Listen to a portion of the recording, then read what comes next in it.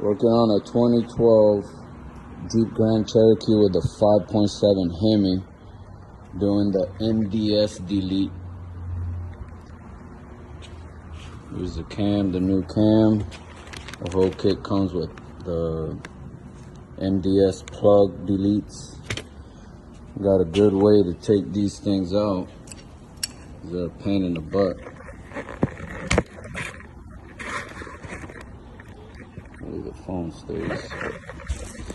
You get an air blower. This is the port right here.